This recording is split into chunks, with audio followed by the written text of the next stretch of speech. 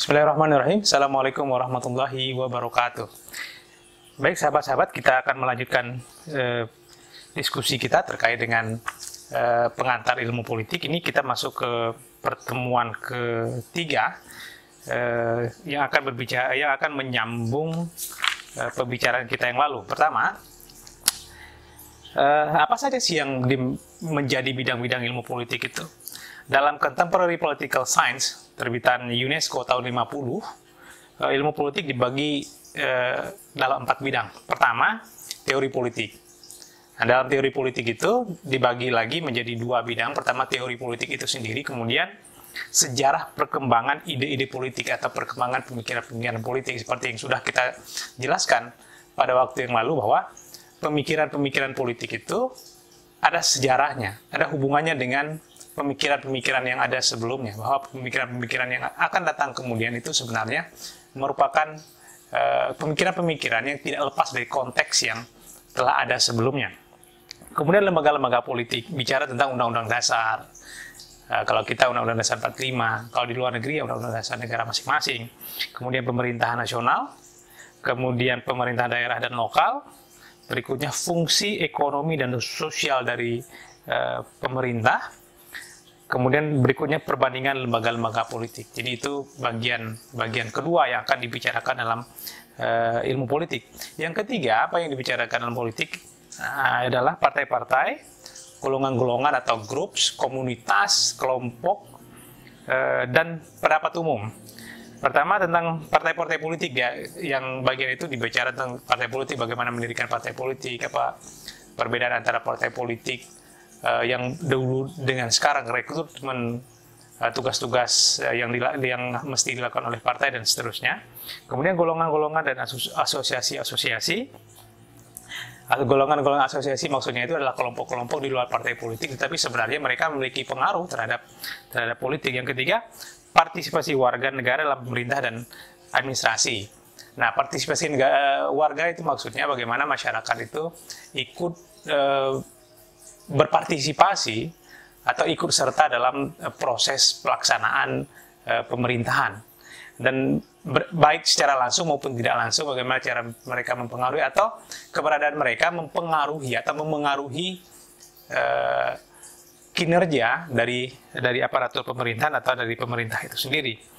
Kemudian yang berikutnya bicara tentang pendapat umum. Pendapat umum ini bisa berarti dengan misalnya koleksi atas beberapa hasil riset dari masyarakat, polling, dan seterusnya. Kemudian yang terakhir adalah tentang hubungan internasional. Jadi kalau hubungan internasional bicara politik internasional, kemudian kedua organisasi dan administrasi internasional, dan ketiga hukum internasional. Baik, bahwa politik sebenarnya membicarakan itu secara keseluruhan, dan ini pun sebenarnya keluaran dari UNESCO tahun 1950. Belakangan ilmu politik itu berkembang.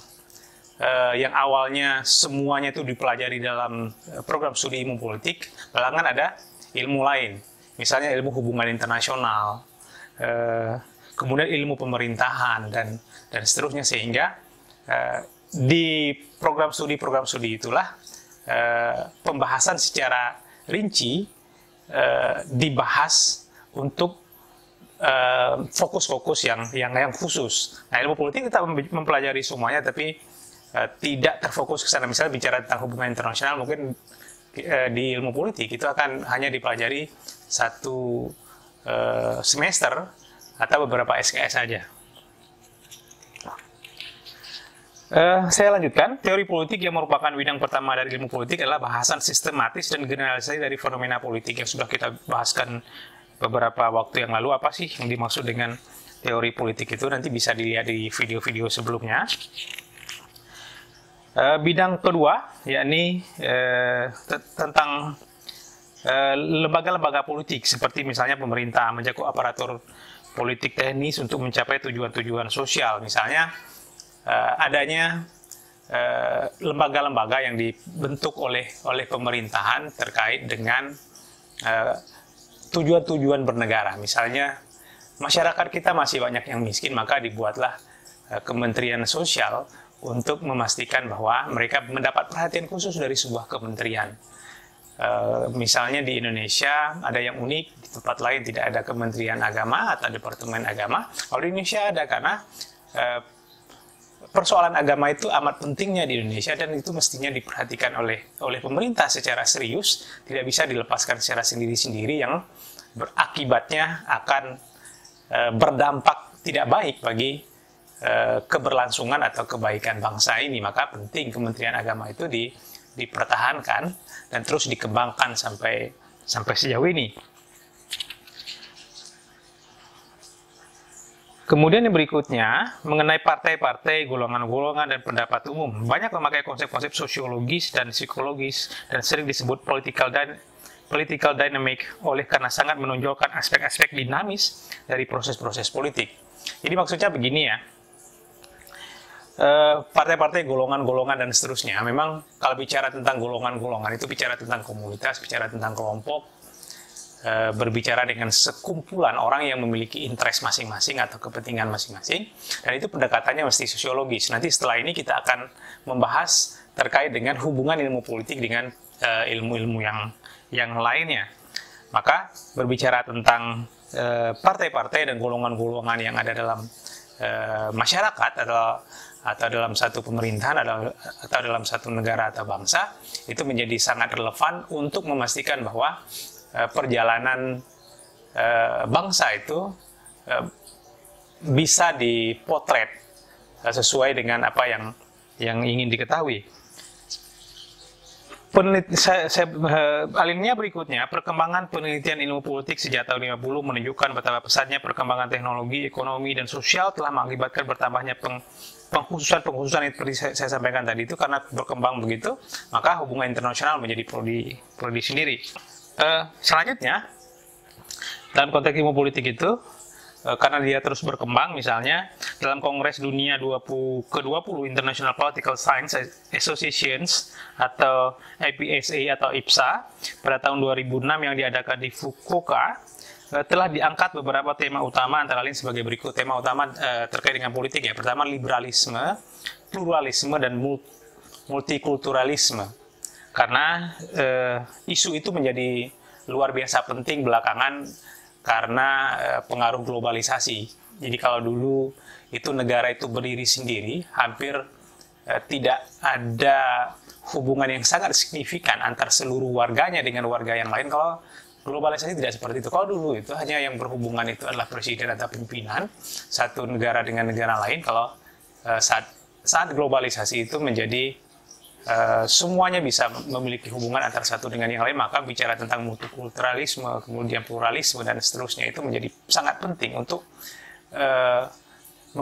memastikan bahwa warga antar satu tempat, antar satu negara dengan negara lainnya itu saling memahami. Kemudian tahap dan kualitas demokrasi atau pengalaman dan kriteria. Karena demokrasi ini menjadi salah satu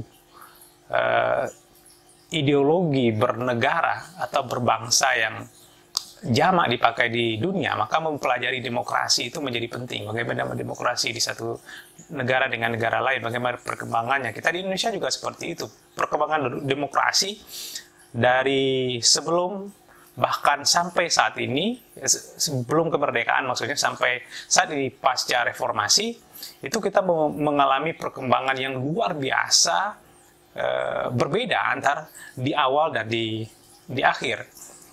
Demokrasi terpimpin di zaman Soekarno, demokrasi Pancasila zaman Soeharto, demokrasi reformasi yang seperti kita jalankan ini berbeda. Jadi kita bicara tentang perkembangannya. Boleh jadi misalnya apa yang terjadi 5, 10 atau 15 tahun yang akan datang itu mirip model demokrasinya dengan 50 tahun lalu atau 70 tahun lalu. Jadi bisa berbeda-beda. Kita memahami perkembangannya dan tahap-tahapnya.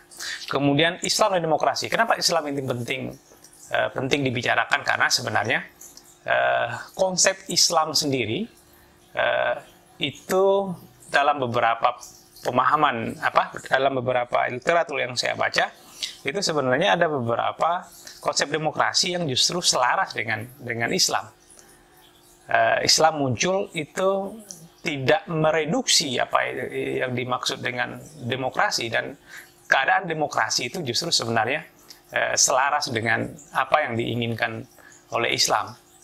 Jadi berbicara tentang Islam dalam politik itu menjadi amat penting. Tetapi bahwa hanya bicara Islam kemudian dibandingkan demokrasi itu memang khawatir akan menimbulkan misleading.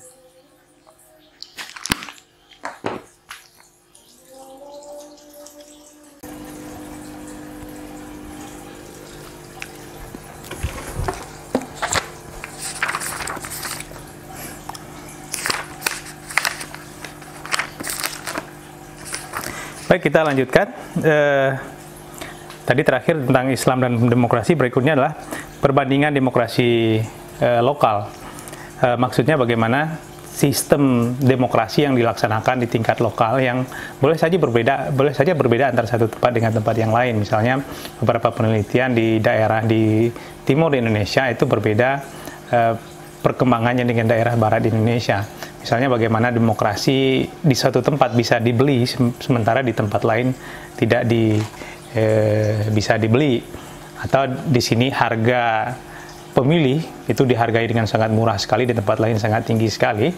Atau terjadi pemaksaan dalam proses elektoral dalam setiap kegiatan politik. Atau bagaimana perjalanan pemerintah daerah antar satu provinsi dengan provinsi yang lainnya. Di timur misalnya bagaimana rekrutmen aparatur pemerintah atau pejabat pemerintah lokal oleh oleh penguasa, dan begitupun di daerah Indonesia Barat misalnya bagaimana proses rekrutmennya. Apakah misalnya di sini proses rekrutmennya itu dari hubungan suku, etnik, agama, dan seterusnya, kemudian di tempat lain apakah hubungannya itu politik transaksional, misalnya kalau mau dibayar dulu baru bisa menjadi pejabat dan seterusnya. Jadi itu yang dibicarakan dalam politik. Asosiasi ilmu politik lainnya yang juga memiliki reputasi internasional dan bahkan sudah terlebih dahulu berdiri adalah American Political Science Association atau APSA. Asosiasi yang dibentuk pada tahun 1903 ini merupakan organisasi profesional terkemuka dalam kajian ilmu politik dan sampai saat ini memiliki anggota sekitar 15.000 orang yang berasal dari 80 negara. Dengan berbagai program dan pelayanan untuk individual, departemen, dan lembaga, APSA telah mengumpulkan dan mengorganisir ilmuwan politik dari berbagai bidang, wilayah, dan profesi, baik yang berbeda di jalur akademis maupun di luar akademis, untuk mempromosikan kesadaran dan pemahaman mengenai politik. Seminar APSA misalnya tahun 2006 di Philadelphia, Amerika Serikat, ada beberapa tema utama yang dibicarakan, antara lain terkait dengan perkembangan politik yang tadi kita bicarakan, hanya 4 bidang itu tadi sudah berkembang pada tahun 2006 yang dilaksanakan oleh IPSA. Kemudian ada APSA di Amerika, itu metode eksperimen, ada 4 ya, metode eksperimental dan perbandingan politik. Bagaimana melaksanakan eksperimen itu penelitian eksperimen untuk bidang politik. Ini memang agak sedikit penjelasannya cukup mendalam, tapi kira-kira begini, bagaimana misalnya metode riset tapi eksperimental dalam perbandingan politik. Kemudian organisasi politik dan kekuasaan.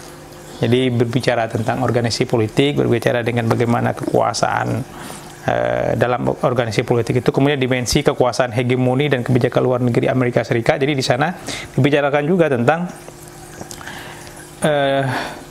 kekuasaan Amerika Serikat terhadap negara-negara lain, karena untuk diketahui bahwa Amerika Serikat ini adalah negara superpower, dia memiliki kekuatan yang luar biasa untuk memerintahkan atau memaksakan negara-negara lain untuk tunduk pada keinginannya. Ada tidak sedikit contoh yang menyebutkan bahwa kehancuran beberapa negara itu adalah bagian dari skenario atau bagian dari campur tangan negara yang kuat ini, yaitu Amerika. Maka itu dipelajari pada waktu itu. Kemudian konseptualisasi bahasa politik kekuasaan itu yang dibicarakan. Maksudnya itu konseptualisasi bahasa politik kekuasaan itu maksudnya bahwa kekuasaan itu kadang-kadang tidak hanya disebut sebagai kekuasaan saja, ada istilah-istilah konseptualisasi lain yang maknanya kekuasaan, misalnya abuse of power, kewenangan, kemudian hegemoni, kemudian bahasa-bahasa lain yang dikonseptualisasi sebagai sebuah kekuasaan. Baik, kira-kira itu yang akan dipelajari dalam ilmu politik. Masing-masing program studi di masing-masing universitas akan memiliki